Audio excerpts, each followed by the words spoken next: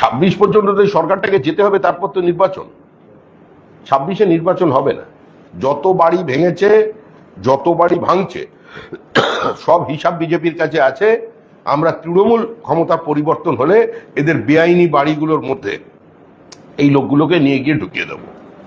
26-এ নির্বাচনই হবে না, তো 26-এ ভোটের প্রভাব পড়বে কি করে?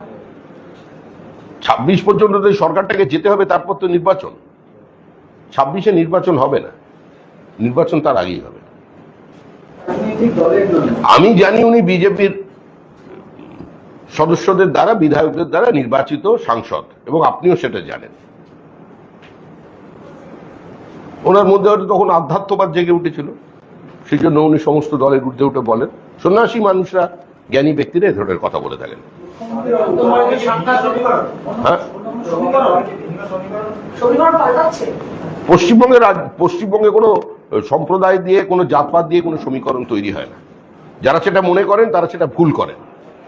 এই দেশে রামমোহন জন্মেছেন, এই দেশে রামকৃষ্ণ জন্মেছেন, এদেশে শ্রীচৈতন্য দেব জন্মেছেন, এদেশে বিদ্যাসাগর জন্মেছেন। সুতরাং এদেশে জাতপাতের রাজনীতি, সম্প্রদায় নির্ভরতার রাজনীতি চলে না। তিনি যে সম্প্রদায়কে বিলং করেন, সেই সম্প্রদায়ের মধ্যে বহু মানুষ আছেন যাদের পাণ্ডিত্য আছে, যারা ন্যাশনাল অ্যাওয়ার্ডি, যারা রাষ্ট্রপতি পুরস্কার পেয়েছেন, ভাষাবিদ আছেন, বড় সাহিত্যিক আছেন, ঐতিহাসিক আছেন, তারা সেই সম্প্রদায়ের মধ্যে আছেন।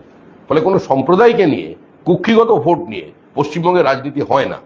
যারা এভাবে ব্যাখ্যা করেন, যারা এটা মনে করেন, তারা ভুল করেন। এবং তিনি যখন পৌঁছেছেন, তিনি রাজ্যের মুখ্যমন্ত্রী, সৌজন্য সাক্ষাৎকারে তিনি বিজেপির একজন নির্বাচিত রাজ্যসভার সদস্যের বাড়ি গেছেন। এটা ভালো লক্ষণ। ভবিষ্যতে উনি যে প্রশাসনিক সভাগুলো করবেন, ওখানে বিজেপির যারা নির্বাচিত প্রতিনিধি আছে, যারা এমপি আছে, এমএলএ আছে, তাদের নিয়োগ করবেন। এটা কি সেটার বার্তা দিতে গেছেন? সেটা ঠিক আমার বুঝতে পারছি।